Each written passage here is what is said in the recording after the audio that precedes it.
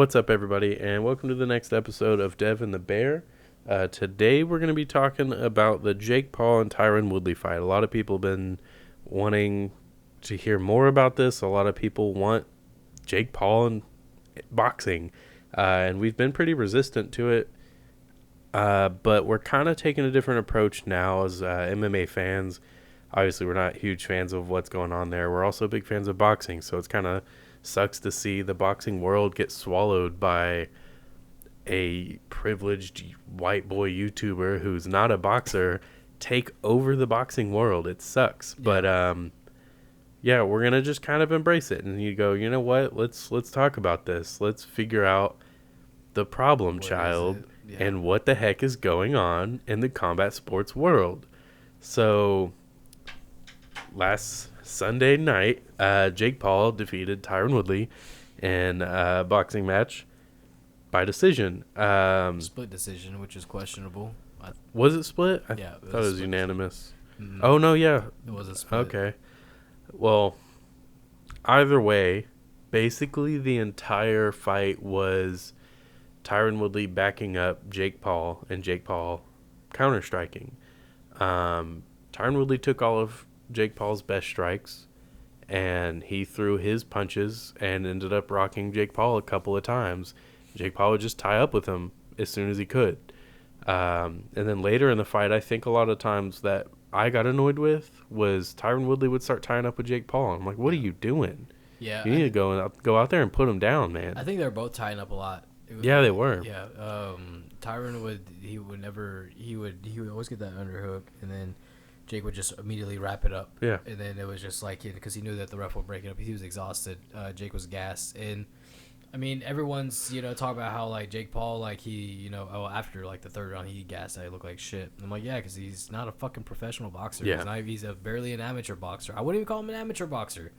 Amateur boxers usually fight other amateur boxers. He's fighting celebrities and shit, And it's not like talking shit on what he's doing. Like, the motherfucker's making a ton of money doing it. I mean, what he's doing is smart. And I got to give credit where credit is due. Whenever someone said this, Ariel Wahani had said that what Jake Paul is doing is like what Andy Kaufman did to wrestling back in, like, I want to say the 70s or 80s. Yeah, and so far that's definitely the best analogy. Yeah. And, I mean, when he said that, I was like, man, and if you don't really know about Andy Kaufman, he's a comedian who pretty much just decided to go into, because he mainly went to the South, because back in the 70s and 80s, like, the wrestling was serious. Like, people legitimately hated the heels. The baby faces were praised and this and that. Like, sometimes these bad guys would have to fucking, like, have security guards because people would try to assault them, and they thought they were the actual character. And so Andy Kaufman comes in and just was like, I can do this. I can be the best in the world. And so he just wrestled. This is what he did, though. He strictly just wrestled women. Yeah. Did you know that? Yeah. Like, yeah, he just wrestled women and shit. And it's just, and he did that on purpose because he knew it would piss people off. It pissed off Jerry Lawler. Yeah. And I think Jerry Lawler actually punched him. Yeah, on that talk show. Yeah, he actually got so mad that he punched him. And it's funny hearing Jerry Lawler talk about it, because he's like, I never thought I would let that guy get under my skin. And that's what Jake Paul's doing right now. Yeah. And I mean, the thing is, though, is like, so one of the things I've thought about too, though, is like when people are like, man, why are they doing this? Why are they doing that? But people are buying into it. They sold out freaking whatever stadium it was in Cleveland. Yeah. That's ridiculous. Think about how much money that made. What else happened? I don't know the numbers for the buy rates for this past one, but for the fucking, what's it called? The him and Askren fight, that was 1.3 million buys. And if each one is $60, y'all do the math. Canelo's last fight was 1.1 million. I think it was 1.1. It might have been a little less than that, but like, this guy's selling more pay-per-views than boxing, and than boxing's most exciting boxer right now. Yeah. It's stupid. Yeah, but it's working. So you kind of have to stop and look at it like as fans of the MMA community, boxing community, and just combat sports community in general. We're part of that. So if it's something that we're going to look at and say this needs to be stopped, you know, Tyron Woodley's not the guy. He is not that guy. You're not that guy at all. But it's we watched it, and Tyron Woodley did exactly what he did in his last 4 or 5 MMA fights with the UFC, and he stood there. yeah, he became he was the chosen one. Now he was the frozen one. Yes, indeed. Yeah, and it was frustrating to watch because he hurt him bad, and he threw him up against the ropes, and Jake Paul, Tyron Woodley's absolutely right. If the ropes weren't there, Jake Paul's landing on the canvas. Yeah. But yeah, like you were saying, he goes back for that right hand as Jake Paul bounces back from the ropes. Any other boxer lands that hand. Yeah.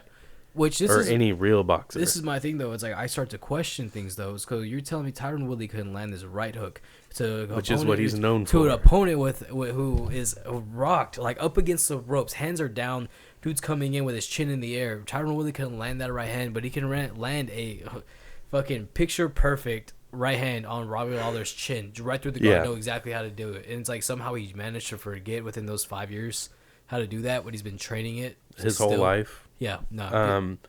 And yeah, so that brings us to another point. You want to solve this? Well, one of the biggest issues is the money that's involved in it. That amount of money, but they both made, I think, $2 million. I believe it. I think they both made $2 million easily. That's not including like other kinds of sales and the sponsors and all that stuff. So what you're saying is, it's hard to believe that Tyron Woodley didn't land that shot if he wanted, or he couldn't have landed it if he wanted to. Yeah. So is it faked? Are they trying to go to decision to create this rematch? Are they trying to make more money off of it than they already are? Yeah. I think that's very possible. Do you think people would buy the second fight? I think more people buy the second fight than the first fight. Would you buy the second fight? Like if you were to watch it, if you knew that was happening, would you buy the second fight? I didn't want to buy the first fight.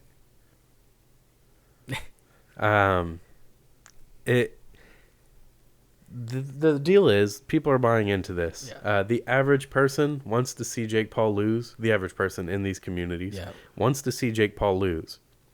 And what we saw, if you are to assume that it is all real, what we saw is Tyron Woodley hurt Jake Paul. Tyron Woodley walked Jake Paul down, which no one else has ever been able to do before, because what he fought before was a YouTuber, a retired NBA player, and then Ben Askren, who doesn't know how to walk anybody down to save his life. So he's never been walked down before, but he looked good doing it against what he was up against. But now Tyron Woodley hurt him, and now Tyron Woodley's excited for this rematch, and he feels like very strongly he can get the knockout. So the average person, are they going to buy that rematch? I believe so. I believe they're going to be like, yes, this next time Tyron Woodley's going to get the knockout. We can tell. Well, it's like after the fight, they what's his name? Paul and his brother were in there talking shit to Tyron Woodley, and he's like, "No, I want my fucking rematch." And they were like, "Oh, well, you got to get the tattoo." He was like, "Okay, I'll get it. Like, I'll get the fucking tattoo." And it's because Tyron Woodley knows that he can beat him. But the thing is, though, is like, if you knew that you could beat him now, then why didn't you do it in the fight? I don't care if you went to decision. You could have finished him, but you just stood and watched him the entire time. When you compare Tyron Woodley's numbers to Jake Paul's numbers, they were terrible. And it's like, you're the pro fighter. You're the former world champion. Like, what are you struggling so bad for? And like, you don't throw kicks and shit. Like, you know, you mainly throw punches. And that's what I was saying. Let's assume that this is all real and it's not, staged. But assuming it's all real, Tyron Woodley at least has these things he can fall back on with that argument. He can say, look, I'm not a boxer. I didn't know what to do. I've never done that before. Jake Paul's bigger than me. I didn't know how to handle that. But now that I have handled that, I did a lot better than what was expected. I didn't gas out like he did. I didn't gas out like everybody expected me to. Looking at how well I performed, if I went out there and did what I should have done in the first one, I can absolutely do it a lot faster. And I think because he actually ate Jake Paul's best shot, the overhand right. Yeah. And he several times. And he looked at him, was like, "That's it." Yeah. And I'm like, "Fuck." And the thing is, like, he wasn't wobbling, he wasn't shaking or nothing. Didn't like his eyes didn't like dilated. And it's like, no, like, he's legit eating this shit. And I think that was kind of like hyped up Tyron Woodley, because his past few times he's fought, he's gotten hurt really bad. And I think he found out that those guys, that Jake Paul doesn't hit as hard as Vicente Luque or Gilbert Burns. Yeah. And so, which there's no way in the world that he does. No. And, I don't care that he's been training boxing for however many years. Yeah. Those guys' lives are fighting. I bet you Carlos Nava hits way harder than fucking I guarantee it. Jake Paul. I guarantee it. Yeah. Put him up against. Make it happen, Dana. What? But yeah, man. But on the other side though is like I did read a little bit that supposedly it generated about like 75 million overall, and that's gonna be split up of all the fighters that are on the card. So I mean, at least people are getting paid. You know? And some of those fighters definitely put on performances that were deserving of it, unlike the main event. Yeah, we saw up and comer with Daniel Dubois. Yeah, I mean, that first round knockout. He made his U.S. debut, and he did incredible. We saw Amanda Serrano go out there and prove why she's 40 and 1. And also has MMA experience, which is super fucking cool. Yeah. We saw Montana Love with make somebody quit, like not really make him quit, but his corner was like, no mas, like we can't do this anymore. But I think they were Russian. And yeah, they were. I was gonna say Lomachenko because that's what Lomachenko said when he beat the shit out of somebody one time because the guy quit. He retired in the corner. And I don't know, it's off subject. But then we also saw Tommy Fury. We also found out that he is not Tyson Fury. No, he is not. He looked awful. He is definitely the half brother of Tyson Fury. Yeah. It's crazy hearing them talk about it because they have the same Less mannerisms. than half the brother. What's that? Less than half brother. Right, probably a quarter. But they have the same mannerisms when they speak. So I don't know how close they are, but I know that they train together. But Tommy Fury is calling him out. Tommy Fury should have beat Anthony Walker. Was that his name? I don't remember his name. I don't remember either. But he should have beat that guy a lot quicker than he did. Yeah. And I don't know, man. Maybe you gotta go stick to like GQ and stuff like that. Maybe you aren't a boxer. It's okay. You can make a lot of money doing that stuff for Calvin Klein or something. So yeah. But yeah, him calling out Jake Paul just says a lot about what's going on right now. You have people who maybe Tommy Fury's not the most legitimate boxer, but he comes from a legitimate boxing background. When by background I mean his family. Yeah. And he's calling out Jake Paul as if that's like looking upwards, and it's like, dude, no, don't. You might be on the same level as Jake Paul, but like that's disrespecting your dad and your brother. Good old John Fury calling out a YouTuber when you guys are supposed to be the real deal. I would like to see them fight though. I feel like that fight makes sense. It does. I want the rematch with Tyron Woodley because it does. MMA keep sending people over, and if they don't, then Tyron Woodley's our only chance. Do you think Dana White's scared to send one of his boxers over and get beat by one of his fighters? Yeah. Yes. I think the thought of that scares the shit out of me. Like, I'm not gonna make my fighters look stupid because the fact that like all these MMA fighters keep going to fight Jake Paul and it just makes us look worse and worse. Because let's be real, MMA and boxing are very different. Even just boxing and MMA, we've had this conversation on the podcast before. Yeah. Max Holloway, Francis Ngannou, some of the best boxers in MMA, but that's what they are. Yeah. MMA boxing. It's not boxing. If they were to go to boxing, they would get handled just like Tyron Woodley did. Yeah. Just like McGregor did too. Yeah. And it doesn't matter how good they looked in certain moments. They lost the fight. Yeah. And if you're losing the fight to a YouTuber, then you're not doing well. So do we keep sending people over, or do we try to pick the right person, or do we just let Tyron Woodley get his rematch? I think the best shot is let Tyron Woodley get the rematch. You know who they should send over? Mike Perry. Mike Perry? Former state boxing champion. He knows the deal with Jake Paul. They've trained together before. Yeah. What's it called? But yeah, man, I mean, it's just with what's going on in the state of boxing, it makes it look bad because there's so much good talent out there. Like, look at what's going on right now. It's like, yeah, Canelo sets a fight Caleb Plant. People were talking about it, but no one's talking about it anymore. Yeah. Oh, Ugas just beat fucking Manny Pacquiao. No one's talking about that. Tyson Fury is set to fight Deontay Wilder for a third time. Third freaking time. No one's talking about that. I don't blame people for not talking about that. I'm excited for that fight because I like watching Tyson Fury fight. I do too, but I'm tired of watching him fight Deontay Wilder. Comes out and knocks his ass out. Then it's like, dude, what were you doing all those other times? Stop losing. Fucking walking around, he didn't have the 40-pound vest on. But true, maybe he won't walk out in a freaking exosuit. Did you see what he told Joe Rogan after in his podcast episode? He said he trains with a 50-pound weighted vest and shit, and he said that's what gassed out his legs in the fight. But yeah, man. I mean, there's so many great things going on in boxing right now. Even with your regional boxing scene, go to one of those. Yeah, for people around the Houston area, El Tigre's got a event going on September 18th. We keep talking about it. Carlos Nava, Ivan Vasquez. Those guys are exciting. They're the future of the sport, and unfortunately, a lot of people might be missing out because they're sitting here watching YouTubers box each other.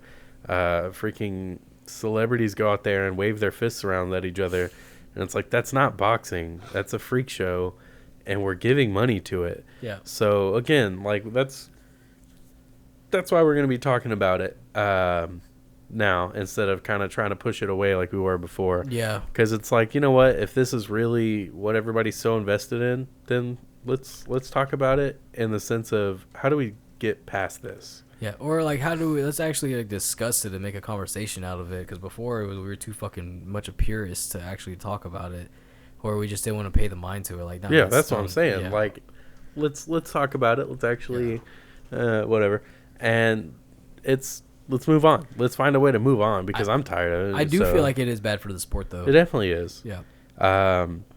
In what way does Jake Paul, and so I know there's the whole thing, well, he's calling out Dana and how he's paying his fighters and stuff.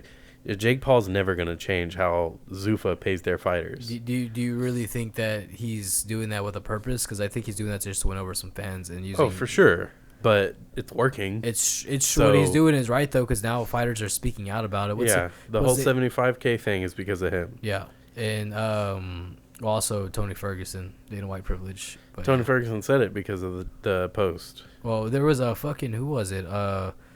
It's this guy on YouTube. His name's Mexican Martial Arts. He actually he coined the term Dana White privilege. Yeah, and so no one ever gave him his credit. I didn't know that. I always assumed it was Tony Ferguson. Yeah, he was. See, Tony Ferguson's just on YouTube. He doesn't. Yeah, he doesn't know this stuff. He doesn't know what he's talking about, dude. Fucking, he doesn't. He wears sunglasses inside. He doesn't know anything. He fucking hurts himself over cables. Yeah, but he kicks steel beams and he's totally okay. He's a jiu-jitsu legend. Who can't roll with black belts unless you roll with him and you're a black belt. Yeah, pretty much in the cage. Oh, you can tell we don't like Tony Ferguson. I like him. I want him to retire, be a fighter again, and not be a show. I kind of just want him to go away. Yeah, at this point, I don't want to see him get beat like Justin Gaethje did him. But yeah, anyway, so back to the matter at hand. Again, what do you do to get rid of Jake Paul? Let us know y'all's thoughts. But I think you give Tyron Woodley that rematch because I think, again, assuming it's not staged, and I'm going to keep saying that because of certain thoughts, beliefs. But if Tyron Woodley knocks out Jake Paul with this rematch clause and say he does go in there and knock him out, I mean, that's it, right? Yeah, I mean, so... yeah, pretty much that is like, I think if they fight, they have the rematch clause. But now, like, I think Jake Paul and them were trying to antagonize Tyron and like, oh yeah, you gotta get the fucking tattoo. And, you know, it's some dumbass tattoo. And Tyron Woodley's like, okay, I'll get it. Like we were talking about earlier. And like we talked on the phone the other day about it. It's like I fully believe that like these guys see this shit as a big fucking joke, and that's what makes it even more disrespectful to the sport of boxing. Is like this shit's not a joke. Like motherfuckers are put their whole lives into this. Like we talked to Carlos, that dude trains 3 times a day, 7 days a week, I think. I guarantee you he trains more than 3 times a day. Yeah, like he told me. I know whenever we talked when leading his fight that dude Guido, he was training 3 times a day. Yeah, he might go. Depends if you call workouts training, runs, training. For him, it's like this is his life. Like, so like whenever they're like trying to like see if Tyron would bitch out, he's like, no, like I'll do it. Like I'll get the fucking tattoo. It's like, dude, like these guys that you're trying to antagonize, you know, to the brothers are trying to antagonize and shit. It's like these guys are real fighters. They don't give a fuck. Like they will go in there. They'll get some dumbass tattoo so they can go in there and whoop your ass. And just think about it. Like if Tyron Woodley made a flat $2 million off of that one fight, you think he won't go get some stupid tattoo and then make however much money he's gonna make there, But and then knock you out, and then just go cover up the tattoo because he's got other tattoos anyway. He'll just get more. you see what Jake Paul's saying though, because he's like, I'll just get that bitch on my thigh. Like I'm not gonna see that shit. I don't want to look at that shit. Jake Paul said that. Tyron Woodley did, and then Jake Paul was like, well, if he gets it, it has to be this big and it has to be in a visible area that's can't be covered by a shirt or pants. Yeah, I think. And it's just like hey man, you just say get the fucking tattoo. Like, Yeah, which honestly, if I was Tyron Woodley, I'd be like, all right, where do you want it? yeah. As long as it's not the head, where do you want it, man? He was Tyron Woodley said that he's like, motherfuckers really thought I was gonna get that shit tatted on my face. What the fuck's wrong with y'all? That's racist. Piece of shits, man.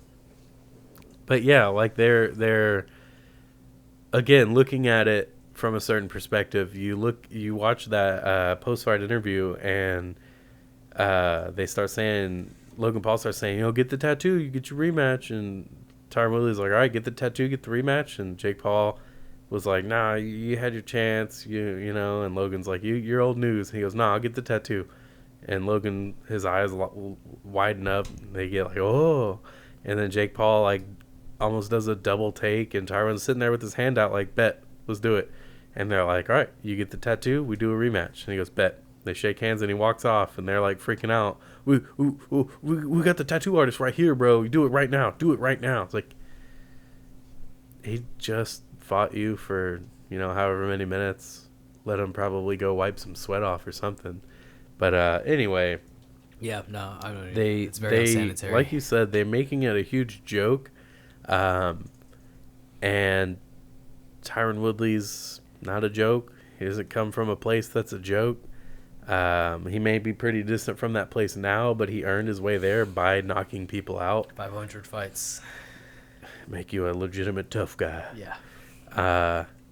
Him and Mama Woodley, they're looking for that money. Yeah. That shmoney.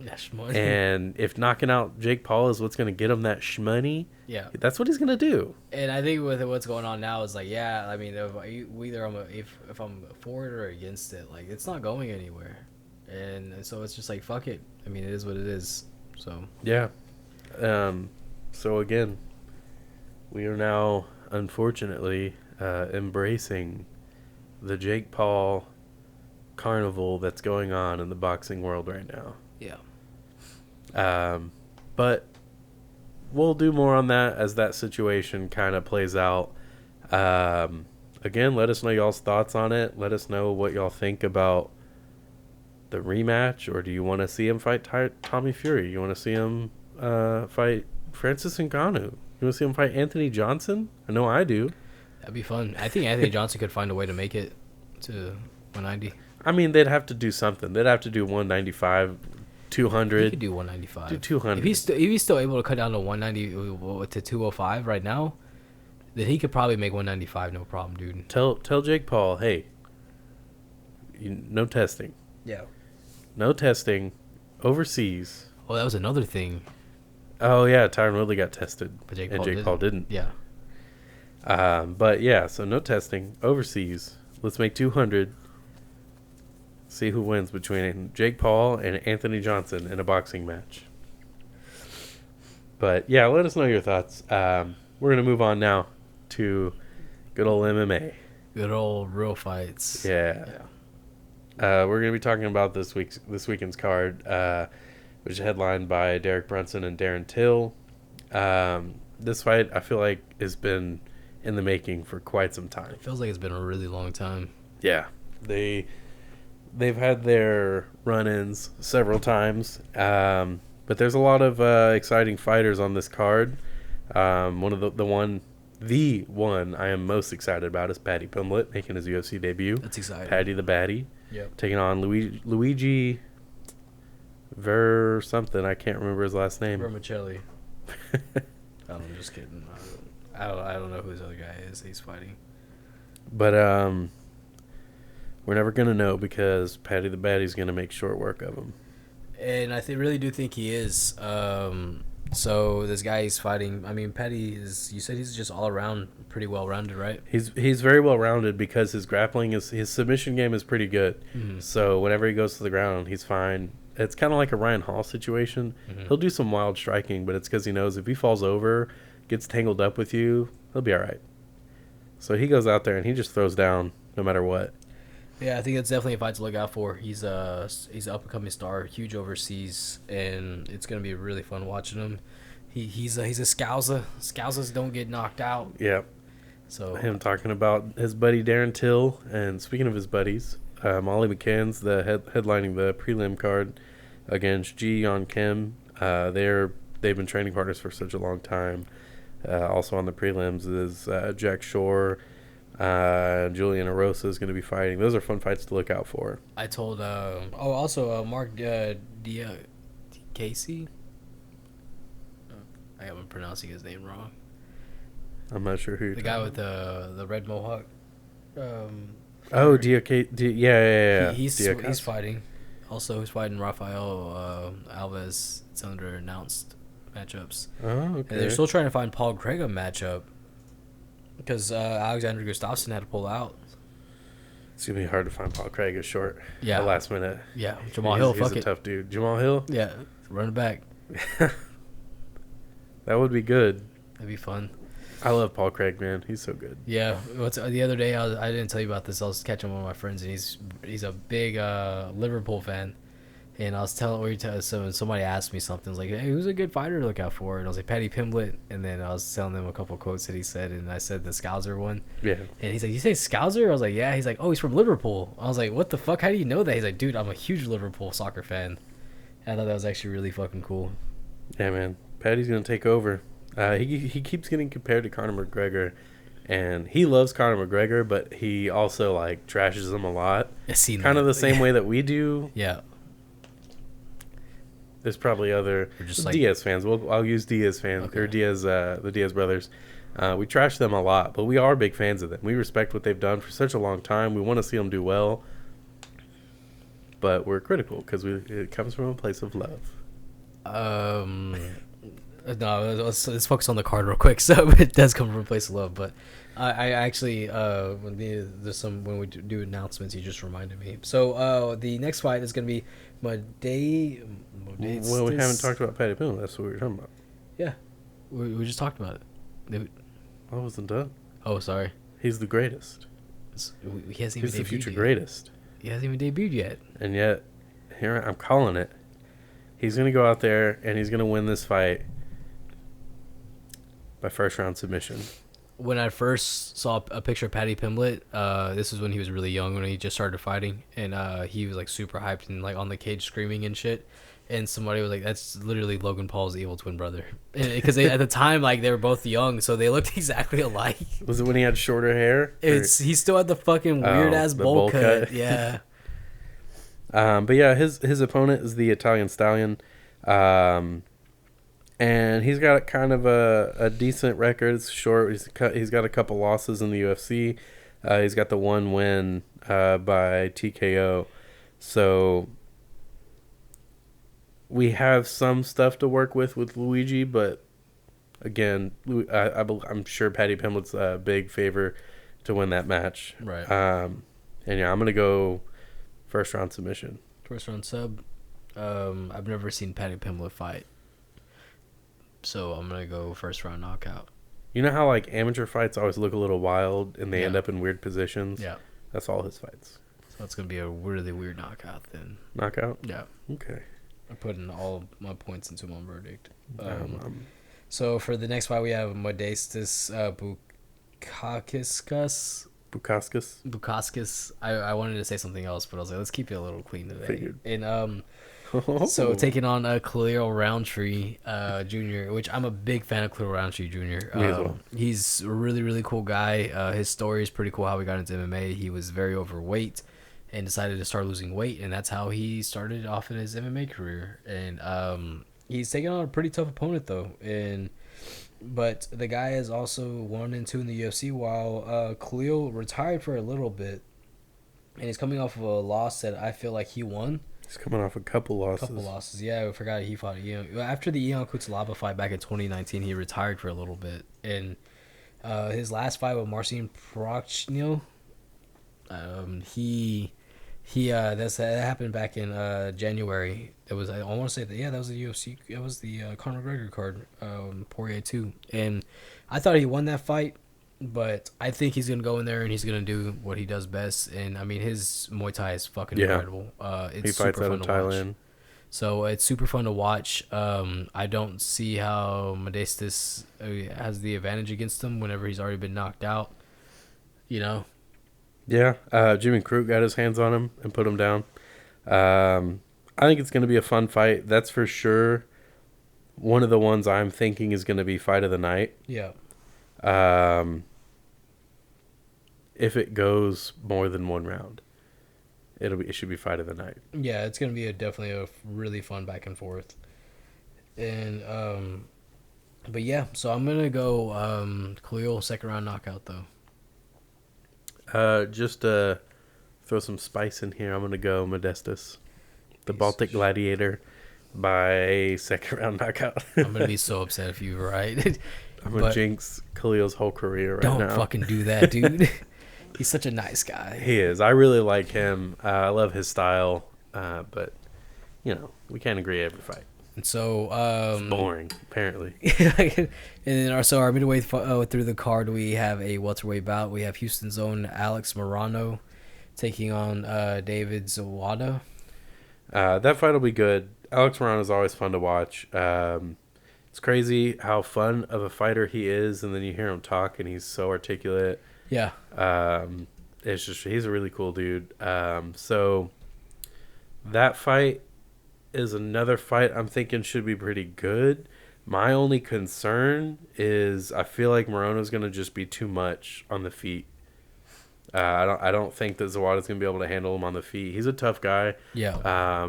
But look at Morano's fight against Cowboy. Clearly he knows what he's doing in the stand-up game. Zawada's got some issues that, you know, you got to hope he's worked out, but he seems to get controlled or knocked out when on the feet. So it's all, I think that fight is going to, you're either going to see Alex Morano up against the cage or getting taken down. Yeah. Or you're going to see it on the feet and he's going to win by knockout. Yeah, I think Morano takes it as well. And I've noticed with Zawada, like, he gets caught a lot. And Morano came out there when he fought Don Cerrone, dude. Those overhand rights, like, it looked like his elbow was like hyperextending when he was throwing. He was throwing so fucking hard. And I think Morano as well. I mean, he has the potential to knock him out, and I hope he does. I always enjoy seeing good knockouts.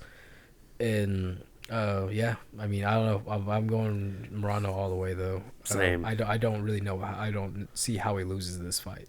The only way I see it happening is getting pushed up against the cage, because I think he's definitely good enough off his back. Yeah. To fend off his submission. But if he's held up against the cage, we have to see him kind of handle that. Yeah. Morano's not a guy you want to take down. He has very good jiu-jitsu. Yeah. So that's what I'm saying. He'll be fine off his back, but I think he's going to be looking for that knockout because he knows we get to the feet, I'm going to put you down. Yeah. Like there's no reason not to go out there and knock this guy out. Yeah, he gets a little wild, but I mean, it's controlled chaos sometimes. Yeah. He just, you know, I mean, so yeah, I'm going to go Morano though. Well, speaking of controlled chaos, the next fight is Matt Schnell and Alex Perez, and I feel like that's what both of those guys are. Pretty much, yeah. Matt Schnell's always fun to watch. Yeah. I enjoy watching Matt Schnell fight, and I've been watching him since Caged back on MTV. You remember that? I actually never watched it. Really? Last time we watched Matt Schnell, you were telling me about that, and I was like, I did not know this about him. Yeah, he was on Caged, and he was supposed to train with who's that? With Tito Ortiz. I don't know whatever happened with that. It was just part of storyline from the show. But yeah, man, he's so right now we have, this is another thing though, we have the flyweight division. It's kind of moving forward right now, and this is a pretty big fight for that division. Yeah. You have Alex Perez, who's number 4 in the division. His last fight was against Davison Figueiredo for the title about almost a year ago, taking on Matt Schnell, who's number 9, he's had a pretty good career so far, but surprised he's top 10, if I'm being honest. Yeah, he's I didn't know he's top 10 either, but he's done pretty well at flyweight though. But he goes back and forth with that. Like he goes between, he wins some and he loses some. Yeah, And I think where Alex has Alex's advantage would be I wouldn't say on the feet, but maybe in his power. And so Thanks. let's take that. Yeah. Flying Steel, everybody. So yeah. So I mean, it would be in his power because Matt Schnell has been knocked out a couple times. Yeah. And with Matt Schnell, though, he has very good kickboxing. I mean, that guy's been all over the place. He's been, he's trained over. He's gotten some Houston Muay Thai in before. He's at American Kickboxing Academy right now. Where he's been all over the place. It's pretty crazy whenever you see the amount of, like the amounts of like exposure he's gotten from different gyms. Yeah. And so it's really cool to see. I'm gonna go on a limb and say Matt Schnell by submission. By sub. Yeah. I mean, then again, it's weird because Matt Schnell has a really good stand up. That's what he's known for. But most of his wins are by submission. And I think it's because so many of his fights end up, because like I said, they're controlled chaos. They kind of break loose a little bit. Yeah. They tangle up a bit. They get a little too close, and someone ends up going to the ground. So I see him winning by submission. Yeah, and I mean, and Alex Perez, most of his losses happen to be by submission. So I mean, I think I have to agree with you. But I'm gonna say that Matt Schnell takes it by decision. Okay. So the next fight is a couple heavyweight promising up and comers, Tom Aspinall and Sergey Spivak. They're both pretty similar. They both like to take it to the ground. They both have great submission, great control. They're heavyweights, so they're heavy-handed. yeah, I think this fight's fun. This is actually the only fight I haven't made a choice on or a decision on verdict. I can't figure out who I think's going to win this fight. I want Tom Aspinall to win. I do too. I like Tom Aspinall. Sergey Spivak's the bear, I didn't know he was British. Polar bear. Tom Aspinall? Yeah. Yeah, he's super British. Yeah, I didn't know that. It was when I saw that, I was like, what the hell? You got him and Darren Till and Patty Pimblett and Molly McCann. Coming into this fight, though, the question is really with because Sergey Spivak is he's a wrestler. That's what he does. Yeah. And Tom Aspinall, who has incredible jiu-jitsu for being a heavyweight. They call him Little Frank Mir for a reason. And not just because he looks like him. yeah, because he also fights like him as well. He has great jiu-jitsu, and it's funny I say that as I'm looking at his record. He only has 2 wins by submission. But it's How many fights do you have in the UFC? 3. 2 of them are by submission? 2 are by TKO, and 1 is by submission against Andrei Arlovsky. Yeah, but crazy. it's gonna be more of like, okay, who has the better stand up? I feel like, because Sergey's gonna want to still go for the ground, go for the clinch, but I think it's gonna be just more of just who can outgrind the other one. Yeah. Do you think this could be one of those heavyweight fights that ends up really boring? Yes, because Sergey is a pretty boring fighter, in my opinion. Oh. So I'm not a big fan of him. But Tom Aspinall's fun, and I think that's what's gonna make it, is just like depending on whether it comes down to Tom Aspinall, what he does and what he brings to the table. Because I think people are really counting out Sergey. Sergey's a really good fighter. He's like a fucking bear. He's a polar bear. Yeah, I think it's his nickname, right? Yeah. Yeah. He's got a tattooed on his chest. Yeah. Fucking better than a dumb fox, But yeah, so yeah, I think that's what it's gonna come down to, though, is just like, where does Tom Aspinall is he gonna go when it comes to the pressure that Sergey's gonna give him? I do agree that Sergey's gonna be the one to put the pressure on him. Yeah. But I feel like if I'm Tom Aspinall and Sergey's trying to take me down. Yeah. I believe Tom Aspinall has what it takes to hold off the takedown long enough to set up for a submission. And once he's got a submission in, that's it. It's in. Yeah, he doesn't fuck around. And so, but I'm going to go Sergey by decision, though. I would go Tom by submission. And I hope you're right. Me too.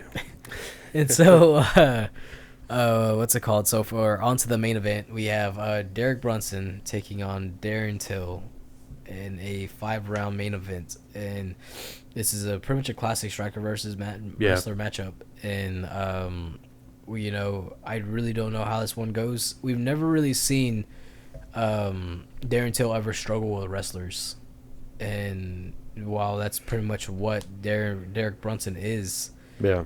I've heard Kevin Holland said that there's a rumor that Derek, when he loses his next fight, whatever fight he loses, he's retiring.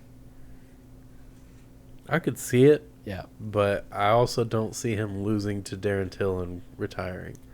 If it was anybody else, maybe. What if he goes on? What if Darren Till wins and he goes on this huge like transphobic rant, just to add on to the whole thing? Oh, I could see it happening. Yeah, I mean, yeah. But Derek Brunson is also 37, so he's been around for a very long time. He's been around since Strikeforce. He's fought Jacare Souza in Strikeforce, and yeah, I mean, I think it's just he knows that this little win streak that he's been on is just probably his little second prime, but he knows that it's not a run for the title, Yeah. I mean, it could be, but when you look at it, it's a bunch of boring fights. Yeah, they are. You're not going to be able to. You're not going to be able to do that to the top few guys, but I do think he could do that to Izzy. Who's that? Who control Izzy like that? I think he could. I don't think so. I really don't. I think he could. I really don't think he could. I mean, we saw what happened last time. That's true. Yeah. Did you forget that they fought?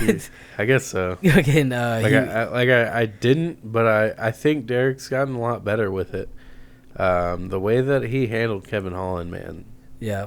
That was something else. And it sucks because Derek Brunson used to go out there and throw down, but since I think he knows he's getting older, like he's went back to his roots, which is a good thing because he's winning, but it's not exciting fights. Yeah. And it's like it sucks whenever you're not having exciting fights and you're headlining cards because it's just going to make people not want to watch.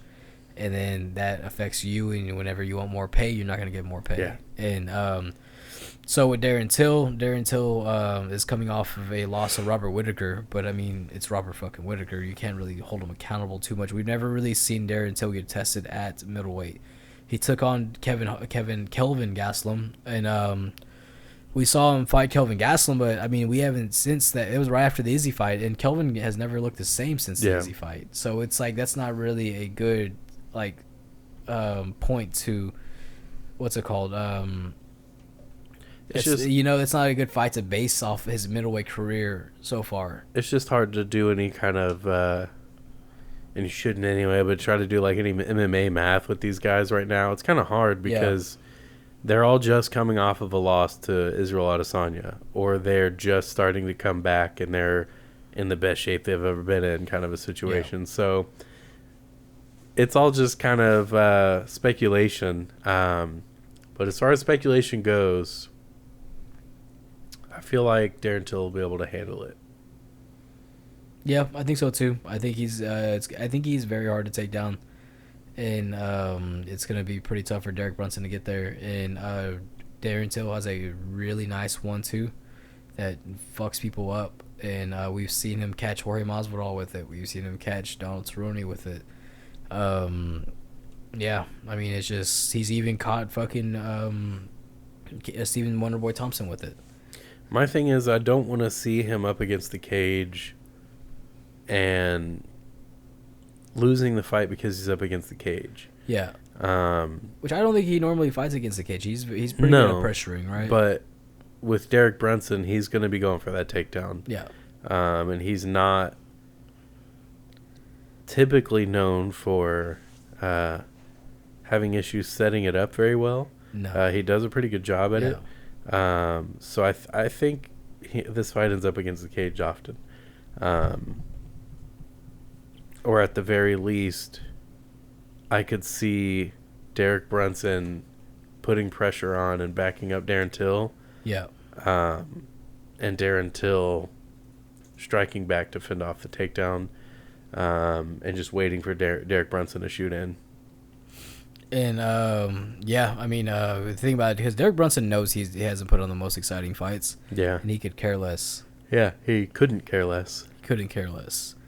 And yeah, I mean, it's just but I think right now, even though Brunson's been on this win streak, I mean, like I said before, is like he's gotten a little older, and Darren Till's here to prove a point that he's supposed to stick around. Because let's be real, Darren Till has a lot to prove still. Yeah. And if you're gonna make a case for the title after you've already lost to the number one guy besides the champion, this is what you're gonna have to do. You know, I mean, to go out there, and I think he gets I don't think he gets a stoppage actually. Yeah, I was kind of thinking that too. I think I see him winning by decision because he's having to back up so much. Yeah, I think he will definitely take it by decision. And I mean, yeah, I mean, I don't know. That's just, I think it's like you said, it's gonna be a decision for Darren Till. Yep. So that'll be the card this weekend for the UFC. Derek Brunson versus Darren Till. Oh yeah, news I did want to share with you. Nate Diaz wants to book a fight in December against Vicente Luque. I saw that. I think he gets knocked out. It would be a fun fight though. It would be. I think this will be one of those times we see Nate Diaz get knocked out. Imagine. Luque's on a tear, and I don't see Nate Diaz being the one to end that. He hits like a fucking truck too. He hits hard, and he doesn't even. He's just sitting there like I need to go for the submission. And then he hits you, and you're like, oh, what? You have that too? What if he submits Nate Diaz? I'd be surprised. I'm not. What if not Nate Diaz that I would. Him? I'd be upset. Because, and I know I was just saying, oh, we love to do this, brothers. I'm a big fan of Luque, and I don't want to see him lose, especially not to Nate Diaz, who hasn't legitimately fought for anything in how long? I would like to see them fight. I think it's cool what Nate Diaz is doing. He's like, you know what? I have enough star power. I can pick and choose who I want to fight. And it's giving a limelight to these guys who are quiet and respectful, like Vicente Luque. Yeah. It just doesn't help when you keep losing those fights. No, it does not help. But fuck it. I mean, if we're going to buy it, I'm still going to buy it. I'm going to watch that shit, you know? Is it going to be a pay-per-view? It's going to be a December card, so I believe so, yeah.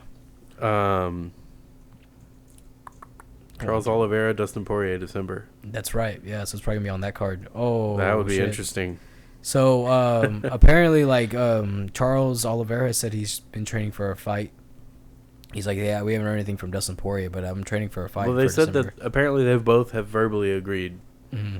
So I'm sure probably something has changed since then. Since I think it was like a couple of days ago when I read that. So I'm sure something has changed since then. But yeah, they're trying to do that card in December. I mean, fuck me, Louisiana. Oh, that'd be nice. Yeah, they're talking about doing it in the in New Orleans, I think, or Lafayette. Dustin Poirier wins. Dude, we should go. The biggest crawfish broil ever. Shit, right outside crawfish season too. Perfect. And I'm very excited to talk about that fight though, because I feel like both those guys have a lot of good things going into the fight. They have a lot to bring to a fight. They have a lot of both guys are almost always expected to lose their fight. Yeah. So it'll be fun, I think. I think so too. So Amanda Nunes and Juliana Pena are rebooked. Yeah. I don't remember when. I think December as well. This December. Might be longer, honestly. I don't know. I saw that. I just don't remember when. But yeah. Well, that'll be this one. Let us know what you guys think about the Jake Paul situation.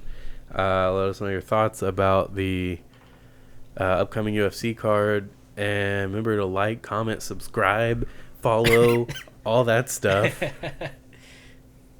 Take care.